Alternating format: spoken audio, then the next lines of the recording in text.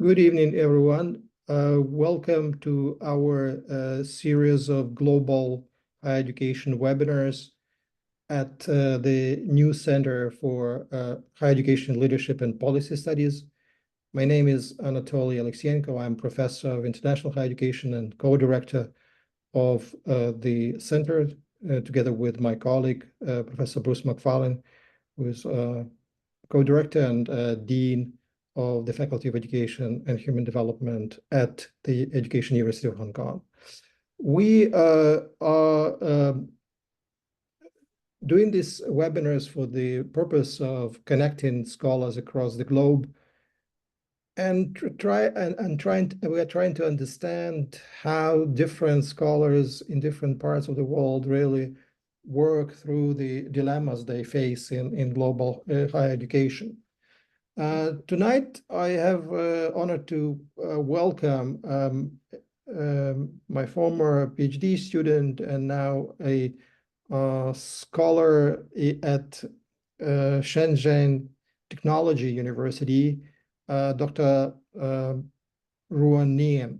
She is a very promising scholar who is interested in women scholars and how they pursue intellectual leadership. She's been doing research here in Hong Kong at the University of Hong Kong, and she continues to investigate the challenges that women face in academic profession in general. And we know very well that despite our efforts and aspirations to change the landscape of higher education, universities and academic profession, women scholars still face a number of challenges. So without further ado, let me invite Dr. RUAN to share her results. She recently published a book, which I should also mention this. Congratulations, Nian. And so she will share results from her study, and we can then engage with her insights as well as ask questions after her presentation. Nian, the virtual floor is yours. Thank you. Thanks, Anatoly, for the invitation. I'm very glad to have this chance to share my research on Hong Kong's women scholars and the quest for intellectual leadership. This study is mostly based on my doctoral study at Hong Kong U. So I recently published it with Springer, and this book depicts the diverse approaches of established women scholars in perceiving and developing intellectual leadership in Hong Kong, and it analyzed the combined influences of various disciplines, different higher education institutions, and gender on the career of women scholars in the East Asian discourse. And I will talk about these contents tonight. And first of all, I will introduce the reality for women scholars, and then I will mention the significance of intellectual leadership, and then briefly introduce the cumulative advantage framework I used for this study, and then methodology and methods. And then we will talk about the 4 approaches of pursuing intellectual leadership of my participants, and the discussion and conclusion part, and then the Q&A. So first of all, I would like to show you some statistics and status codes about the reality of women scholars. And we can look at this status first, and you can see that with the it is a study in 2017, and you can see with the increased academic rank, the number of and percentage of women are decreasing. And in Hong Kong, 12% of academic women have reached the full professor rank, where the corresponding number in UK is 22%. And compared with the 2020 and 21st academic year, women account for around 52% of full-time staff and in UGC-funded universities, and 20 of them are senior academics. And it means the situation is rather the same 5 years ago, and there were around 20% of professors and chair professors in Hong Kong. And when we look at this situation across different disciplines, it's similar. And in science, business, engineer, or arts and social sciences, women still are the minority. And even though they will take more percentage in art and social sciences when it comes to the professor rank. So look at this statistic, we may wonder whether women produce less research, whether they write less, they write slowly, or whether they have made less impacts generally, or do they have encountered some systematic obstacles, or they have fewer chance, or they don't want to be a full professor, or less of them, fewer women want to be full professor. We don't know. So that's the original question in my mind when I started my doctoral study. So when I do more research on women scholars and the global higher education, and I have found several major frameworks used to analyze this proportion of women professors in the higher education. The first one you may be familiar is the Pioneer theory, the decreasing number of women from postgraduate students to higher academic ranks, and especially in STEM. And women usually cluster in lower rank of knowledge hierarchy and institutions. They make the basement of the ivory tower. And the second framework is that is called the gendered labor. Evaluators use masculine standards to assess women's accomplishment. Many of these evaluators are men, but even they are women, they use their masculine standards. So it further keeps women from entering or advancing in academic career. So there are more words like glass ceiling, glass cliff, or deliberate to describe women's professors' career. And the third framework is that the Matilda effect. In contrast with Matthew effect, top scientists gaining all the fame and awards, the Matilda effect refers to women professors or women scientists not gaining proper recognition for their work, and the tendency of men around them profiting from it. Then the fourth framework is that the socio-cultural stereotype of women. So it comes to the dual career. So it means that women have to be caregivers in workforce and in family. So in the university, they take more teaching or other academic housework, and in the family, and they shoulder more family responsibilities. So it results in fewer chances for women for tenure track position, and there are some words, a mommy track, and also they have less stable jobs and more mobility around their spouse with instead of their husband moving around. So these are some major frameworks to analyze women's challenges and why the numbers are the minority in higher education. And then we can also now look at the cultural aspects. And in Hong Kong, we are in the region of Confucius heritage culture. So for those who are in Hong Kong or in East Asian regions, may be familiar with that. The Confucius heritage culture, there was a key concept about the three bonds, Sangang, the authority of the ruler's role over the minister, the father over the son, and the husband over the wife. And in this Confucian heritage culture, filial piety as the cardinal virtue. It means this filial piety relying heavily on women's invisible efforts and self-sacrifice. It means women always serve their father, serve their husband, and serve their son's success.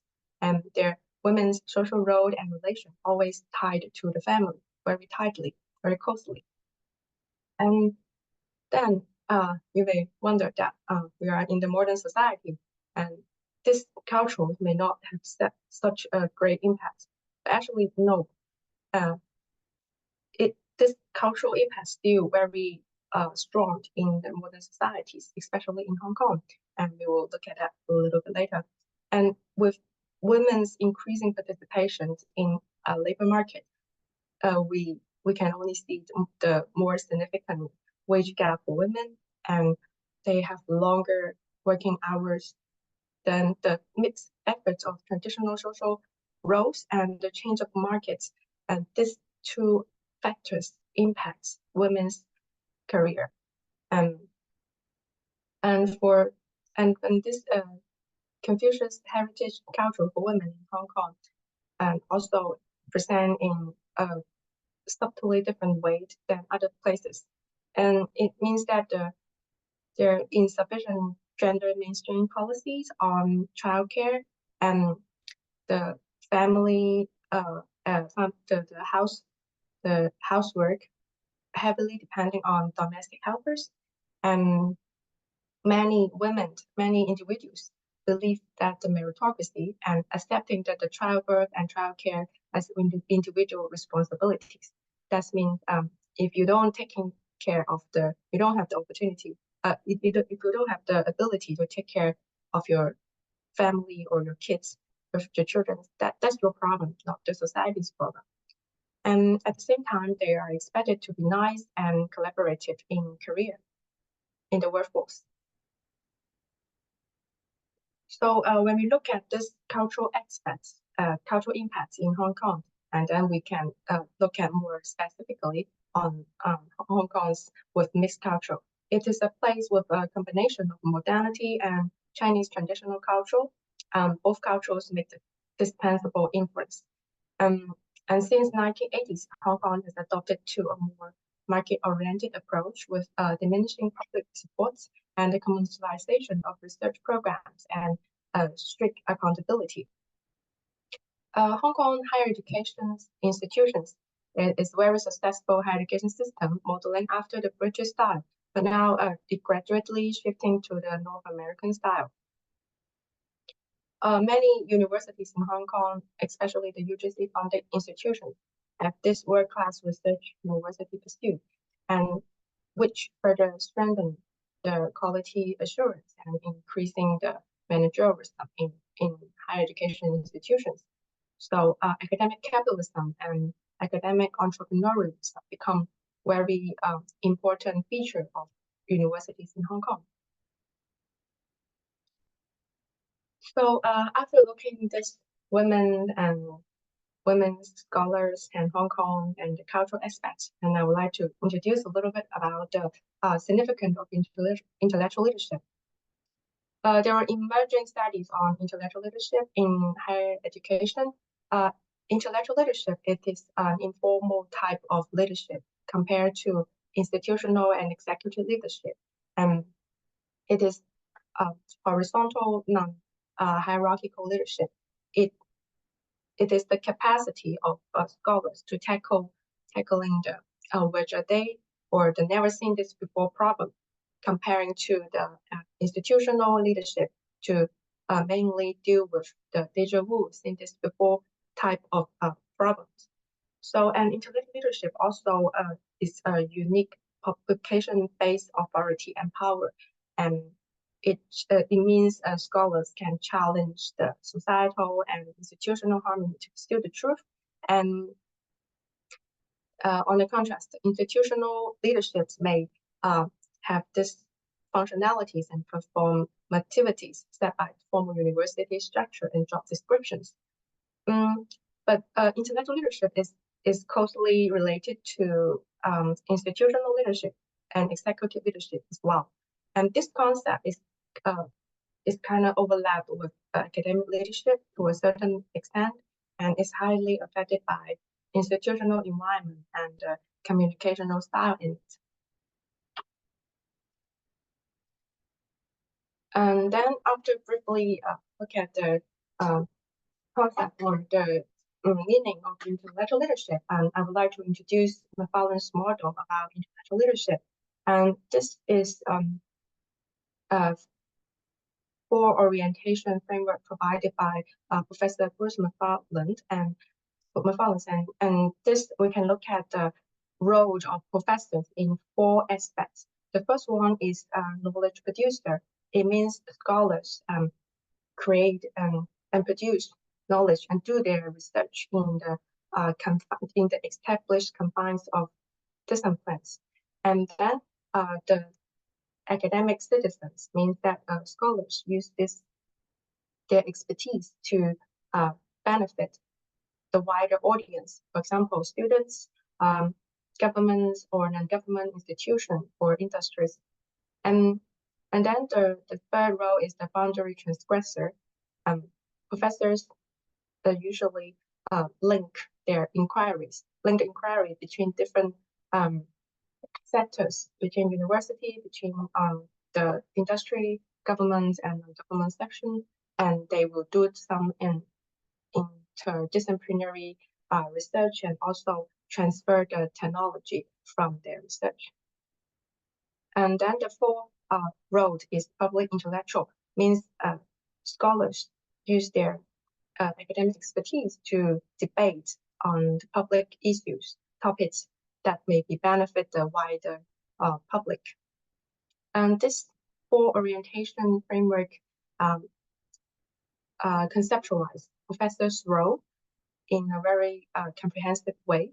But actually, not all scholars have all time to or this duties or these roles at the same time. So in this study, I would like to use this framework to analyze how women professors can develop their intellectual leadership in different roles. Okay, and then when we come to the third part, to the cumulative advantage and disadvantage framework and women scholars. As we can see in the first part that many obstacles are faced by women, and then scholars can develop their intellectual leadership from different aspects. So from this framework, we can see how this advantage and disadvantage can be accumulated or counterweighted in a way so that these women professors can make a successful career. The cumulative advantage theory means the process of academic systems favors elite scientists and disqualified ordinary ones. The reward system and communication system of scientific achievement cause skew distribution of resources. And this impacts the academic life in different ways, the reputational system, peer review, network, and social circles as well. But there are countervailing processes to stop or slow the cumulative disadvantage, and scholars can have more advantage when they take certain actions.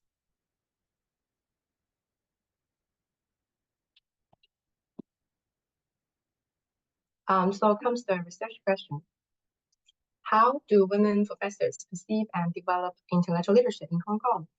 And how these women scholars in different research fields view intellectual leadership, and how do they engage in different academic roles at different career stage? And what kind of experience do they have in their academic career in Hong Kong? So I use this integrated framework in my study, the cumulative advantage theory and a balanced model of intellectual leadership, and also the gender and cultural legacies, to analyze women professors' intellectual leadership and perceptions and development in different academic roles in cumulative perspective with the consideration of gender and cultural impacts. So the fourth part will be the methodology and method. I used multiple case studies in my study. 22 female full professors in humanity, social sciences, science, and medical sciences were interviewed. Actually, I interviewed more than this, but I used this 22 women full professors data, and I invite them for email, face-to-face conversation, and also personal contacts, and a concept article on intellectual leadership sent in advance as the discussion material. And this paper was co-authored by Anthony and I, and so that to provide a framework, a more solid base for our discussion. And the data source are from academic profile analysis, including CV Online and Scholar Hub, Google Scholar, Web of Science, and also the semi-structural interview. And there are some information of the participants, 22 of them, and 15 from comprehensive university, and 5 of them from applied sciences or featured universities. All these universities are in Hong Kong, all of them are UGC-funded universities. And 6 of them are from the field of education and 6 social science, some from arts and humanity, medicine, or sciences. And their backgrounds, some of them grew up in Hong Kong or in mainland of China or international. So we'll come to the finding section. Four approaches of pursuing intellectual leadership were analyzed. The first one is strategic gamers. To name this because this group of women professors use strategic methods to engage different levels of support, especially the research publications and grants in the managerial context, and protect their role as researchers. And they were familiar with the competitive systems, and some of them recognized these rules. And many of these women professors were in the urban applied field, hard field, or hard in soft fields. And many of them use the quantitative research methods. And their ultimate concern is intellectual curiosity, and they emphasize a lot of the passion for research. This group of professors, they accumulate their main advantage early. Some of them express the concerns about neoliberal practices, and some view the system as relatively fair because everyone can compete equally in this system, and only those have the competence, they will be recognized. And accumulated early advantage through rigorous training, especially in very high prestigious universities in the world. And also they focus their research very much. They have high quality publications early and grants as well. So they receive all these awards and promotions very early. And some of these women professors might reinforce the current system, and others will show some support for women or junior faculty members to make this environment more friendly. And some will accept the gender labor division, especially concerning motherhood, and they will show the recognition that the meritocracy that, just as I introduced in the cultural session before, they will think that raising or having or raising kids are their individual personal obstacles. They try to minimize this impact, and many of these professors tend to see gender as a neutral factor, and they don't think the gender factors will affect their career at all. And then the second group of professors, they were named as persistent navigators. This group of professors, they directed and managed their career toward their desired destination despite opposition and obstacles. The process was tenacious. Like sailing across a strand of water, they came across many expected and unexpected obstacles. It requires them to steer carefully to go to their destination, and at the same time compromise their realistic circumstances. Many of them work in the rural or pure disciplines, or the interdisciplinary fields, both soft and hard, newly and developed. Some of them work in art therapy, or gender study, or social work, or they use the interdisciplinary methods to tackle certain very practical social problems, and they use both quantitative and qualitative methods. As similar with strategic gamers, this group of professors also prioritize intellectual curiosities and research passion. So this group of professors, they experience less smoothly early career. They have several setbacks, and so they criticize the neoliberal and managerial logics in higher education. They highlight the conflicts between intellectual and institutional authority. They think sometimes the institutional authority will hinder their women's intellectual leadership, but at the same time, they think that institutional opposition due to their research lacking market value, their so-called productivity in research cannot bring more value to the university ranking and cannot make more profit for the university. And so this group of scholars also are struggling to meet institutional requirements while pursuing passionate expertise, and many of them waited years to accomplish ambitions in innovative research. One professor shared with me that she has to juggle from she has to come to meet the requirement of the university, and then spend all the time in her lectures time, in her weekend and holidays to do whatever she wants to do. So she had to like the double task to become intellectual leaders in the career. And they also emphasize the hardship of being academic models influence their geographical mobility. One professor told me that she didn't leave Hong Kong for many years, like a decade, because after she became mother, and she doesn't want to go out.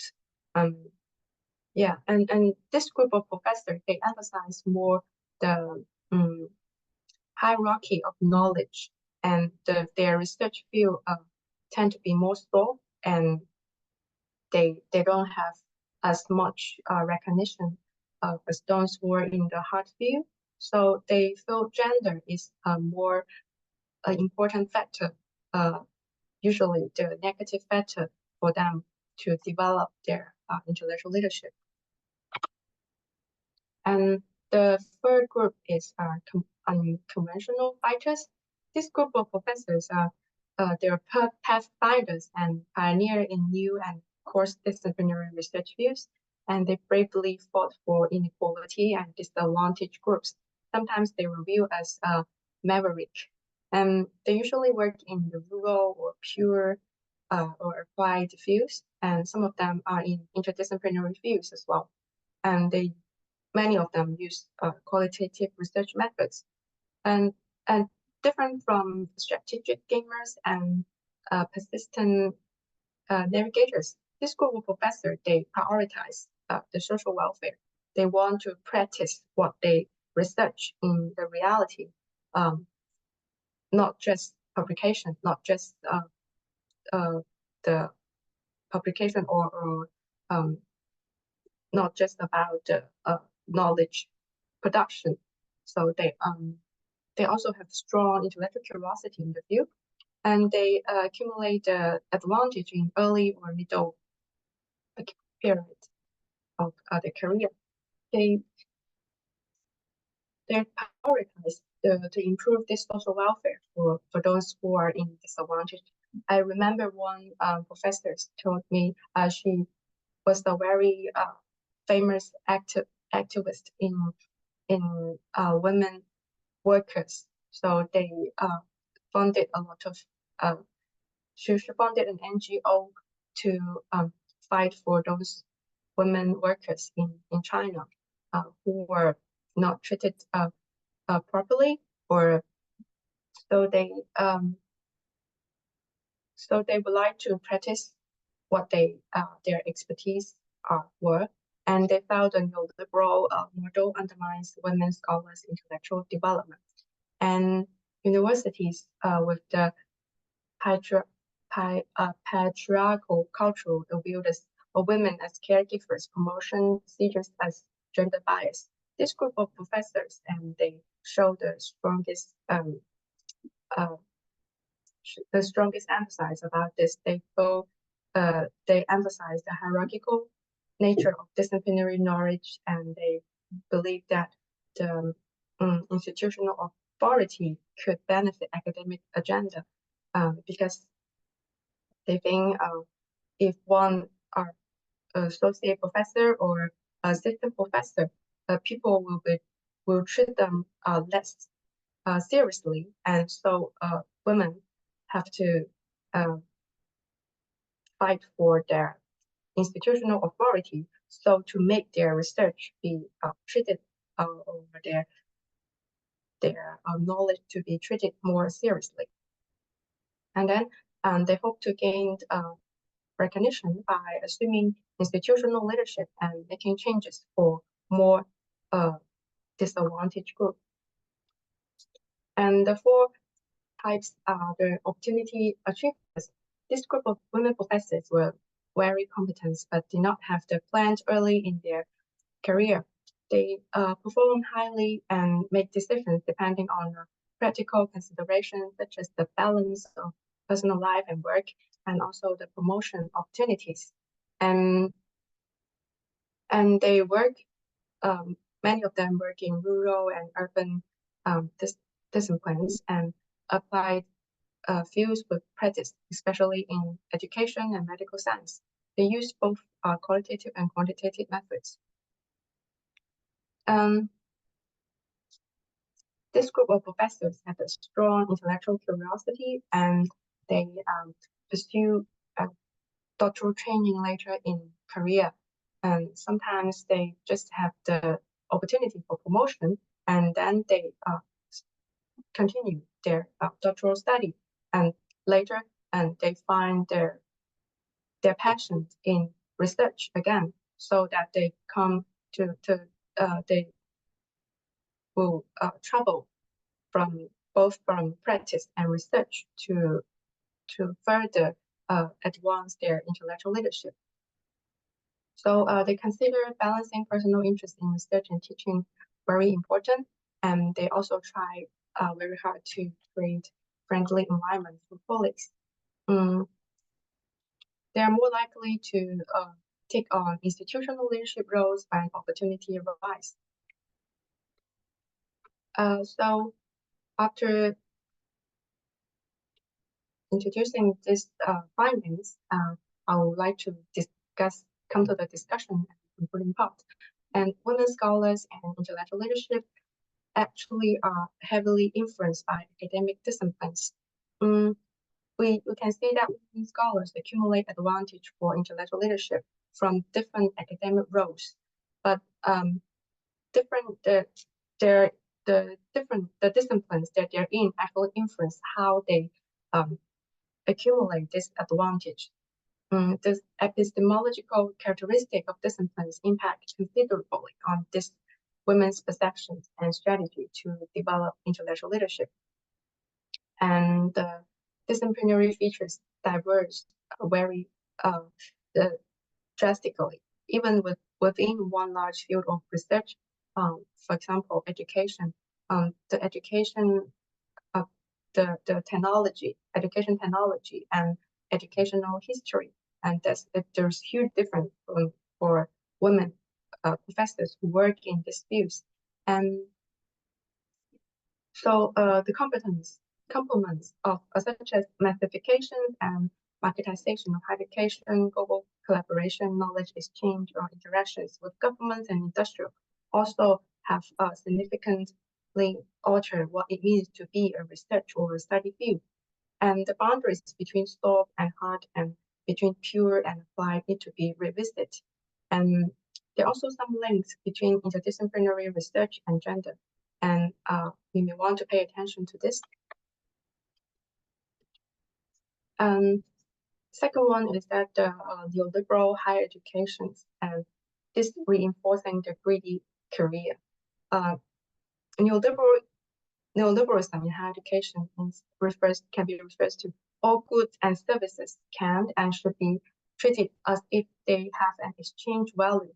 It is closely connected to positivist and quantitative epistemologies in higher education and in other public sectors.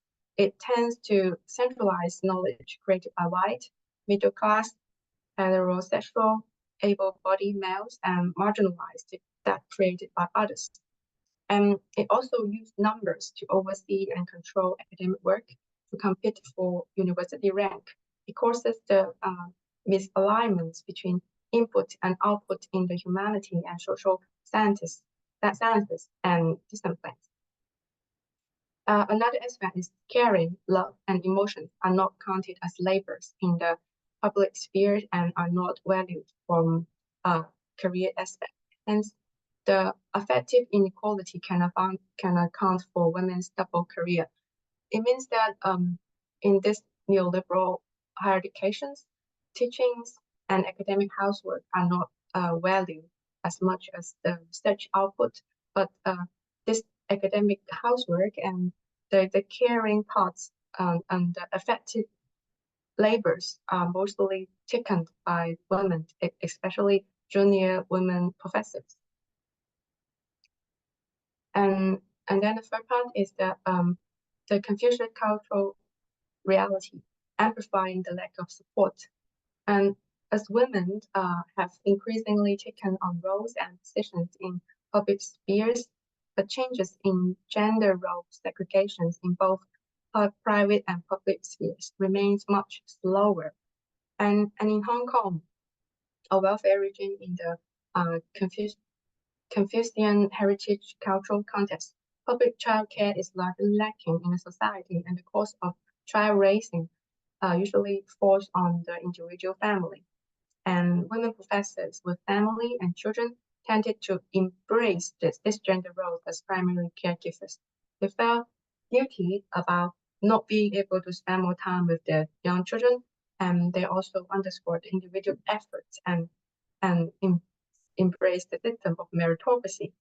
So here is the double dilemma. The emphasis on profit and productivity brought by capitalism and neoliberalism, and the unequal distribution of labor and resources reinforced by the patriarchal value. And this cultures intensify the conflict of work and life and deepens the tensions between two greedy institutions, which means the family and the university. So here we will see that women, especially women scholars, they have to deal with the long hour working environment in academic, the one greedy career, and they shoulder more responsibility in the family, another greedy institution. And they also have to take the not valued or the less valued labor in the university, such as the teaching or administrative tasks in the university or other effective labors. So you can see, you may understand more why the percentage of women professors, regardless the cultural development or the economic development, and women are the minority all over the world across all the many of the academic disciplines. So about the implication, so this study contribute to the interpretation of intellectual leadership in higher education from women professors' perspective, and it clarifies the combined effects on women professors' academic career under these cultural legacies of patriarchy and neoliberalism in higher education. It also enriches the mechanism of the cumulative advantage-disadvantage framework by connecting it with the reality of gender and discipline this characteristic and also higher education policies in Hong Kong. And practically, this study suggests recognizing the structural obstacle faced by women scholars and also widening the recognition of intellectual leadership from the perspective of higher education institutions and policymakers, as currently the most recognized research output are the high impact, the high quality research papers and other type of academic services or tasks are not cannot be accounted for their contribution. And furthermore, it also emphasized promoting a more collegial academic environment for women and other vulnerable members in academic in Hong Kong higher education and also in other parts of the world. So in the future, I think more research can be done to investigate early career scholars in intellectual leadership, because what I talk about is the established professors, and they are more seniors, but those who are younger, they also need to develop intellectual leadership. But how? It may need more attention of scholars. And also in the era of AI, what will be women scholars in intellectual leadership development? What was the maybe the different circumstance in such era, and will we have more opportunity or face different challenges? Yeah, we can see, and maybe this type of research can also be taken in other different cultural discourses and so on. And thanks very much for your listening. And you can ask questions or give me some suggestions for my future studies. Thank you. Thank you very much, Nian. Thank you for sharing your exciting findings. I myself get excited when I read typology and try to understand differences in how women perceive the concept as well as the practice of the quest for leadership in general, but intellectual leadership in particular. Let me open the floor to questions. I can see the hand from my colleague, Professor Chiu Min Min. Min Min, please. Question. I'm not sure, Nian, should we leave the share screen? Yes. Okay. I will stop share. Let's stop the. Okay. Thank you for an interesting talk. I actually face a lot of these issues because I'm working with lots of young scholars. And so I was wondering if you've looked into thinking about these issues from a network or community perspective, where I think, so for instance, like if you think about a network, there are people in the center, there are people on the outside, and let's say being in the center is better. And so if you like, or, they have particular ideas, preferences, and if you match with those, your path to center is much easier and much more straightforward. Like the first set of people you mentioned, right? They go through quantitative route, they have standard things they're doing, and they follow it, and they get to the center very quickly. But then, people who are doing things are slightly different, or have, they're different from the people in the center, like men versus women, or they have they're doing slightly different research topics, or things that are not as directly accepted or standardized. They're working on problems that people don't even necessarily recognize as problems. So if you work on Fermat's last theorem, everyone knows it's important, and it's very clear if you solve it, you're going to get rewards. Whereas if you work on a problem people don't even necessarily recognize the problem, one, you have to struggle to let people know, yes, it's a problem and why it's a problem before you can even go solve it. So I think there are always additional barriers if you're not on the smooth path into a network. So I think you can see a lot of this happening. And on top of that, there's also the lack of transparency. So in some things like math, you do prove it works and you're fine. But in most fields, you do interesting work and it can easily be contested. Are you sure it's good? How do you know it's good? And then that's just the academic research. There's also internal rules and preferences. So for instance, In some institutions, it's really important to be a good leader. And others, not so much. And if it's not really transparent, you really don't know what these like secret preferences are, secret criteria are. And so like I noticed that like at Buffalo, our previous institution, it was completely like that. We had a promotion handbook that basically was like 2 lines. Like you do nothing about promotion. And then like we changed it so they're actually very clear criteria. And I think that helped a lot in terms of one, people understood what the rules are, and then they could follow them. So I was wondering if you thought about applying these network or community ideas to your work. Thanks for your question. It's very, very difficult one. And yeah, it can be very challenging to understand or to come to a common understanding whether what type of research are worth to be done and by men or women, or and some participants share with me that their research were not as valued very much. They think that it's not a very important issue. For example, some research topic about emotion, or some women's life, or middle-aged housewives' life. And many people who don't see very valuable research topics, especially in the very fierce competitive university ranking. Yeah, and the professor shared with me that that's important to show interesting, or to identify different topics than the men colleagues, because women have different life experience. They will see things men don't see, and they will sense some important things are worth to be voiced out that otherwise, and their men colleagues will not find it is important.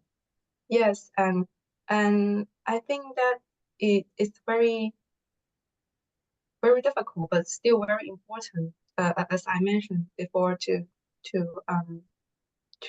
widen the recognition of intellectual leadership, to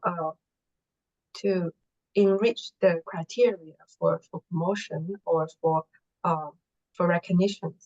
Yes, but I don't have the answer for this yet. I think it's very important, and especially in the era of AI, with AI's rapid development in the future, because we will have numerous very, very large amount of data comes from everywhere, and this women's intuition and their life experience and can be very valuable for the data, for the data set, for AI, or for other data analysis, for people use this data.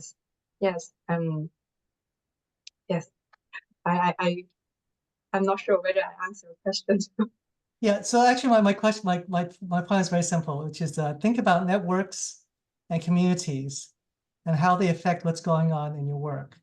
So the point you mentioned about these changing criteria, if you're facing a network and the network's very strong embedded, it's hard to change them because the main people in the network, at the center of the network, have a strong preference not to do that because they benefit from not doing that. Yeah. That's very. But there seems also to be a role, increasingly the role for institutions to play, because we hear the message about the concept of leadership or intellectual leadership. That means science and knowledge production for the purposes of certain groups of society or certain purposes on the radar of governmental or industrial corporations, in terms of how they understand the importance of these themes and how they provide grants, what kinds of grants, and what kind of opportunities they create in that way for a specific group of scholars doing one or the other type of research. I think the institutions higher education institutions and universities in particular, but also, I guess, granted institutions as such, they also should kind of be able to think broader in terms of how they understand the role of knowledge production or knowledge or the importance of public intellectualism, for example, because societies are more than simply structured scientific discovery, and this is probably something that requires a little bit of thinking with regard to how we conceptualize relationship between intellectual leadership and institutional leadership. So exciting questions. Thank you so much. Anyone who would like to please raise your hand or write a comment in the chat. Go ahead, Takage, please. Go ahead. Nice seeing you. Hello, nice to Hi, see you. Nian. Nice seeing you. I have two very simple questions. At the beginning, you showed some data on gender gaps that suggest clustering in terms of ranks. Is it consistent over time, or is it getting better or worse? You know, if you have any insights on that. Yes, I think it's better compared to maybe a few decades ago, because the women have entered higher education not I think not more than 100 years. Yeah, and so they become very important participants in higher education in, I think, half the century. Yes, and the situation definitely improved a lot compared from zero. Yeah, but I think in the recent maybe 5 years or 10 years, the situation remains similar. Yeah, like 20% in for women professors as senior faculty members in Hong Kong. Yeah. Okay. I have another question, if you don't mind, which is question and half question, half suggestion. Have you done any comparison to other professions, especially like professional areas like law and medicine? Because I'm wondering if, in comparison to other professions, if there are any aspects that are specifically unique to academics. Yes. Thanks for a suggestion and question. Yes, I haven't started any comparative study officially on academic women or maybe law women in law or women as medical doctors. Yeah, but also read some studies on and literatures on other professions, and actually the situation might be similar. And the reason why is that for these professions are greedy careers. Women have to spend a lot of time to have a law degree, a medical doctor's degree. So many of them simply do not have this opportunity in terms of their family background, their economic support, financial support, and whether they can postpone their marriage or their childbirth. Yes, and all this, I think I will be very interested to do comparative study in the future among these professions. Thank you. Thank you. All right. Comments, questions from colleagues? Women who might be interested to make a comment or ask, please, most welcome. Ma, Yani? Yeah, hi, Nian. I have a Yani, you want to say first? Yes, please. You can go first. Okay. Yeah. Nian, I have I think it's a technical question regarding to your interview because I met like a kind of similar issues because I noticed that your participants from your study are the 4 professors, which I think, and I think most of them are not from Hong Kong, and 8 of them are from international background. So I wonder, when you conducting your interview, so how can you like firstly approach to them as a early career researcher? How can you approach to these 4 professors, and how you delve into the questions regarding to like their personal life and their marital status and things like their child raising problems? So I think this is my curiosity. Thanks for your question. For me, it's Yes. kind of very challenging as a student and as well as early career researchers.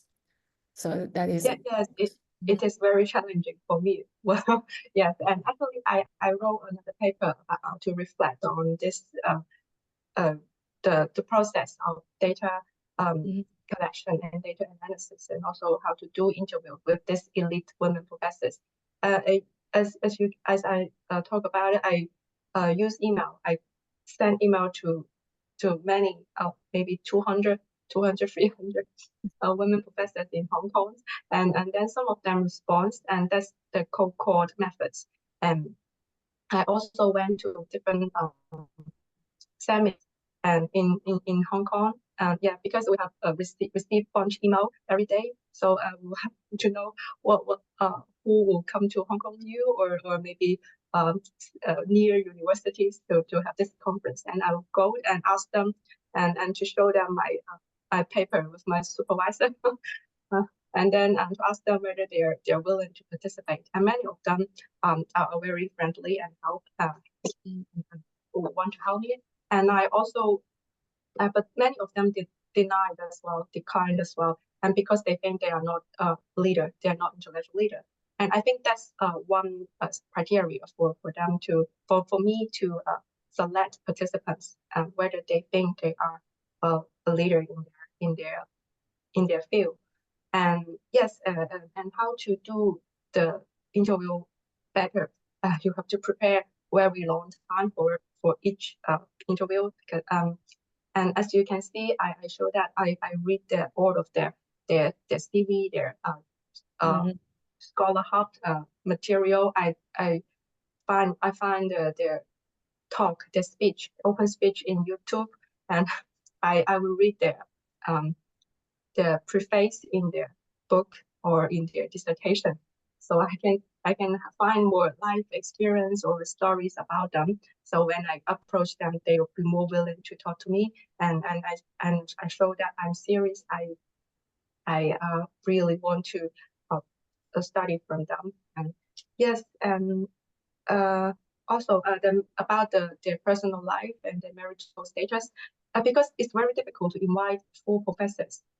So I didn't want to frighten them or irritate them at the first beginning to ask whether you have a husband or you have kids, and instead I just put this focus in the intellectual leadership more, and then bring out the gender influence later in the interview.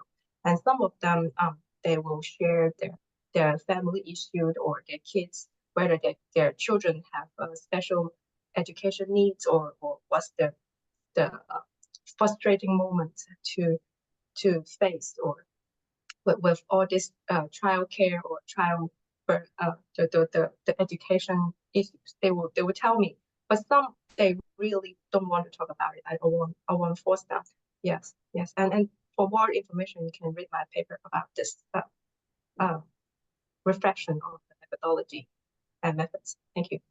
Okay, thank Very you. much. We're approaching the end of this discussion, and I feel like it's kind of it requires more time. So maybe like 2 last minute questions, please, short, Yanni and Okay. Okay, Nian.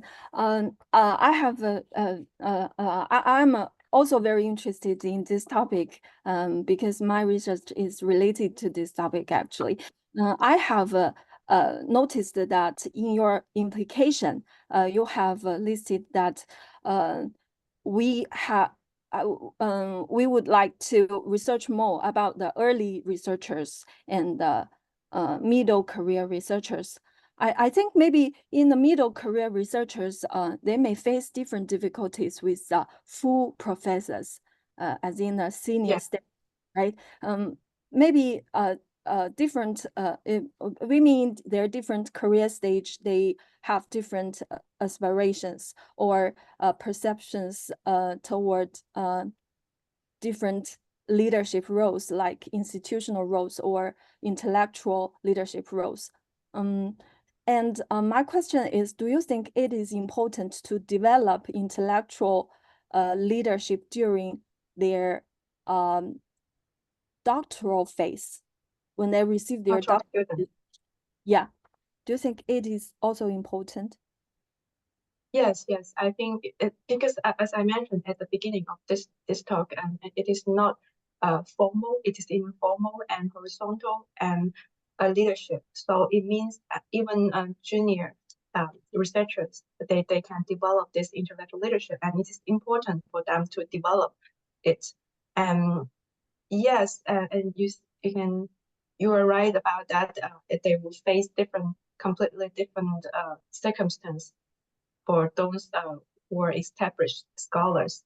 And yes, it is necessary and important for them to develop intellectual leadership. So I'm recently conducting research on what's that mean for early career researcher to develop intellectual leadership, whether it will be a little bit different from Macfarlane's models with the comprehensive roles. Maybe they will focus on one or two aspects or more different aspects of it. Yes, I'm looking, I'm investigating it.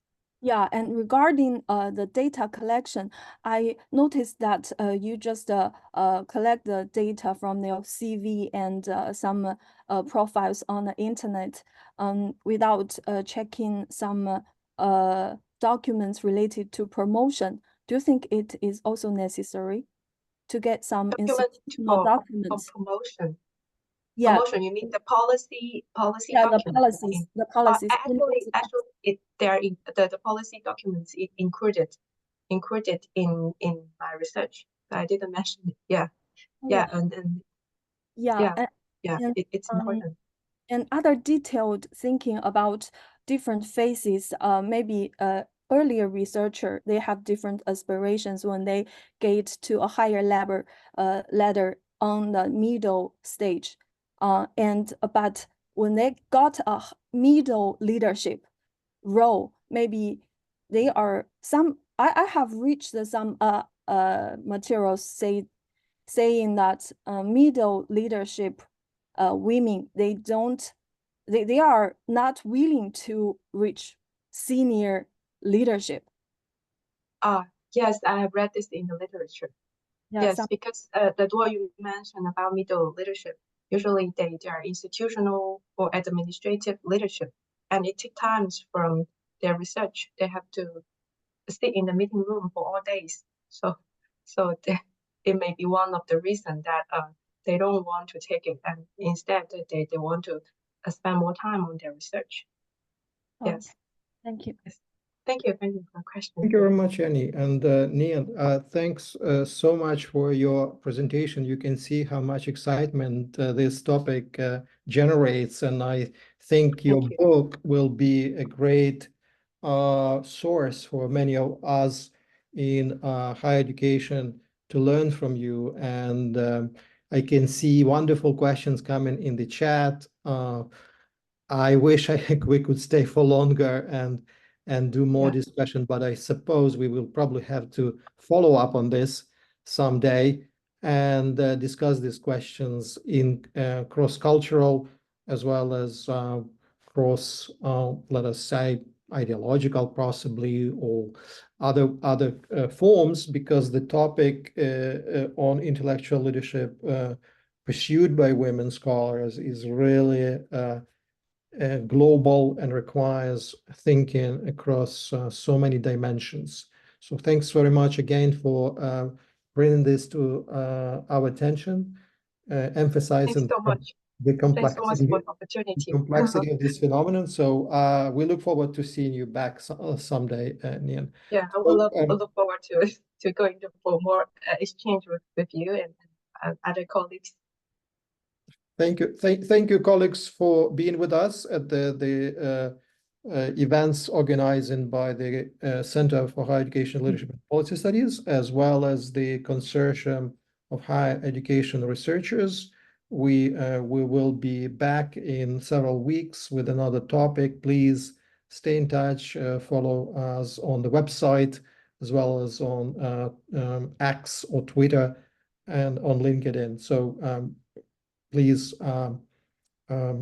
thank again Dr. RUAN Nian for her wonderful work. And we look forward to reading more papers about your research and investigations in the field. Thank you. Thank you. Good night. Bye-bye. Bye-bye.